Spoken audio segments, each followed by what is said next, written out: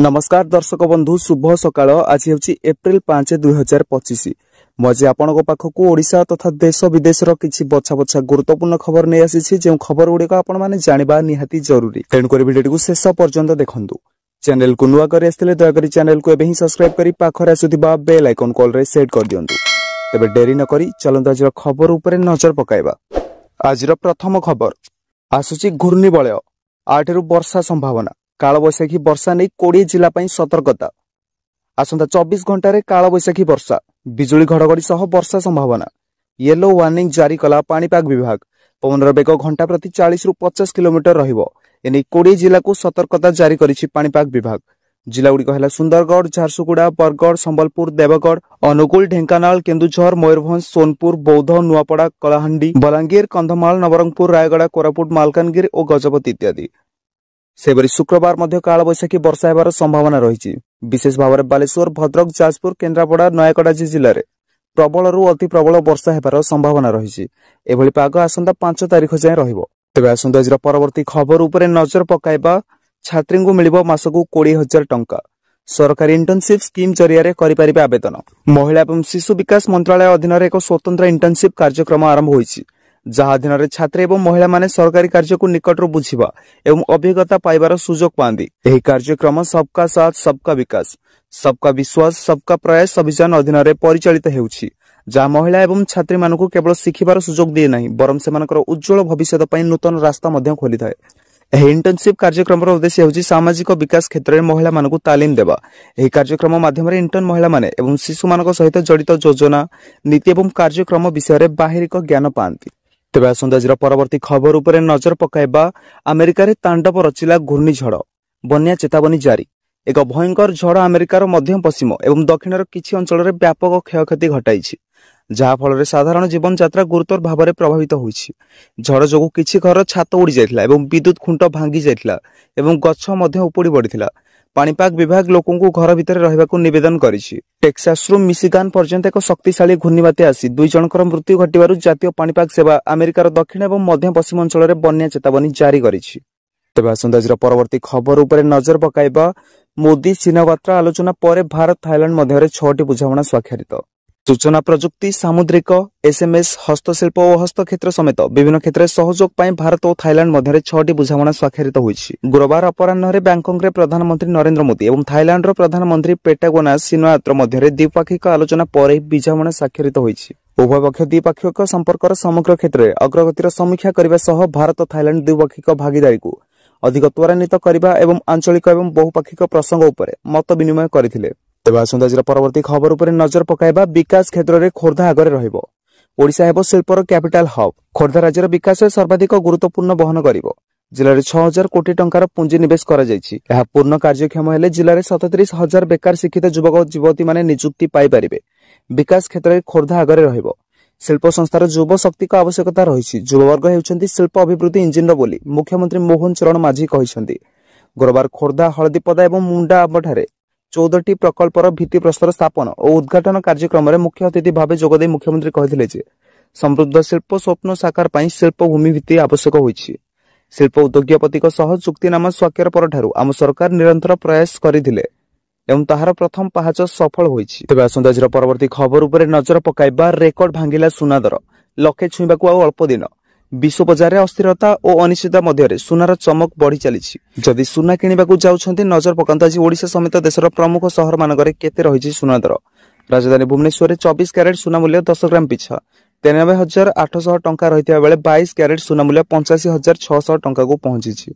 सेबरी भारतीय बजार में 24 कैरेट सुना मूल्य 10 ग्राम पिछा 93,380 टंका होइछि एवं 22 कैरेट सुना मूल्य 85,600 टंका रहिछि।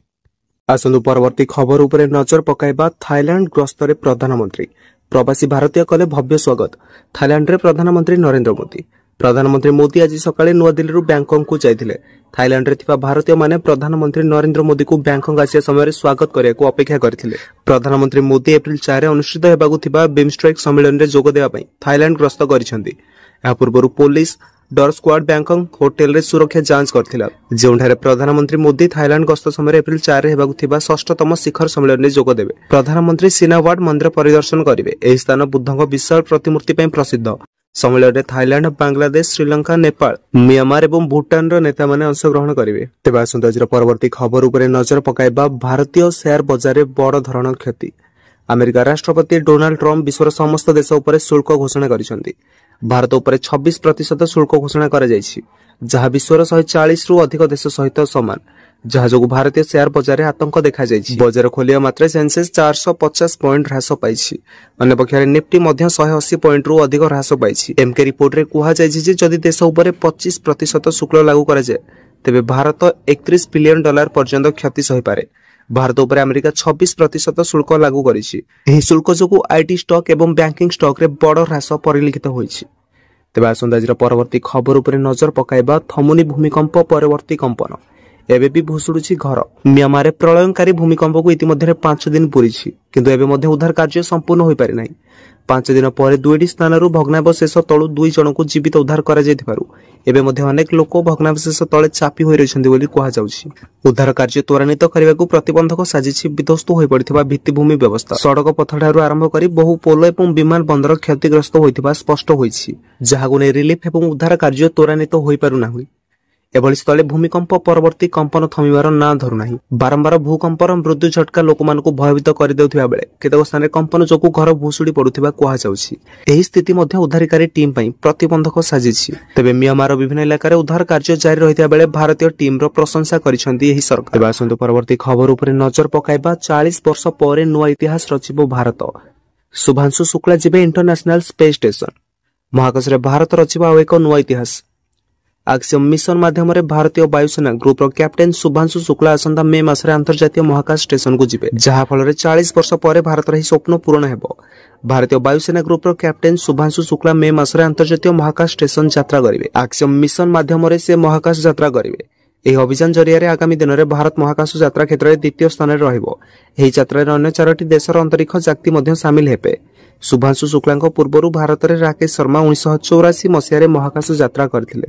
तेबे आसंता आज परवर्ती खबर उपर नजर पकाइबा आरंभ हैला वाणिज्य युद्ध। नूतन शुल्क घोषणा हेबा परे अमेरिका को धमक देला चीन। अमेरिका रे राष्ट्रपति डोनाल्ड ट्रम्प विश्वर आमदानी उपर 10% टिकस लागू करियाकू एवं प्रमुख वाणिज्य भागीदारी उपर अतिरिक्त कठोर शुल्क लागू करियाकू निष्पत्ति नैछन्ति। एही समय चीन अमेरिका को चेतावनी देउछि। बेजिंग रे वाणिज्य मंत्रालय एक विबृति रे कहिछि जे एही शुल्क अंतर्जातीय वाणिज्य नियम विरुद्ध एवं यह संप्रत देशर आईनगत अधिकार एवं स्वार्थ को गुरुतर भाव में क्षति पहुंचाइबो। एहार अधिकार एवं स्वार्थपर सुरक्षा पई चीन पलटा पदक्षेप नेबाकू प्रस्तुत। सूचना अनुसार बेजिंग वाशिंगटन को तुरंत ही शुल्क रद्द करने अनुरोध करिछि एवं यह विश्वर आर्थिक अभिवृद्धि प्रति विपद सृष्टि करिवो एवं अमेरिकार स्वार्थ तथा अंतर्जातीय जोगाण श्रृंखला को क्षति पहुंचाइबो बोली चेतावनी दैछि। एहा व्यतीत चाइना मध्ये अमेरिका को एकपाखिया धमक दैथिबा अभियोग होइछि। तेबे आसंता आज परवर्ती खबर उपरे नजर पकाइबा एणिकी सहज सरल भावे कैंसर मिलिबो छुटकारा। शरीर उभे जीव ही बड़ रोग। एक वैज्ञानिक दल विभिन्न प्रकार एंटीबॉडी उपर गवेषणा करुछन्ति, जहाँ शरीर प्रतिरक्षा प्रणाली को सक्रिय करी स्तन एवं ओभारी कैंसर जीवाणु को गति को मंथर करथाय। आईजीजी नामक एक एंटीबॉडी साधारणतः कर्कट रोगर चिकित्सा रे केमोथेरापी भाव में व्यवहृत हुए। यह शरीर प्रतिरोधक शक्ति बढ़ाया सह जीवाणु को सह लड़िबारे सहायता करे। एही एंटीबॉडी केमोथेरापी और रेडियोथेरापी पई एक विकल्प भाव में कार्य करथाय। किंग्स कॉलेज लंडन में वैज्ञानिक माने आईजीई एंटीबॉडी विकसित करिसेंती। एही एंटीबॉडी आईजीई ठारो भिन्न भिन्न उपाय रे प्रतिरोधक सिस्टम को सक्रिय करिथाय। आईजीई एंटीबॉडी शरीर कोशिका गुडी को जागृत करे। यह कर्कट कोष गुडी को सीधा सड़क टार्गेट करथाय। तो दर्शक बंधु हेतिला आज गोटे वीडियो जदि वीडियोटी भल लागिछि वीडियो गोटे लाइक कर दियंतु। चैनल को न करे आसिले दया करी चैनल को एबे ही सब्सक्राइब करी पाखरे आसुथिबा बेल आइकन को ऑल सेट कर दियंतु। धन्यवाद।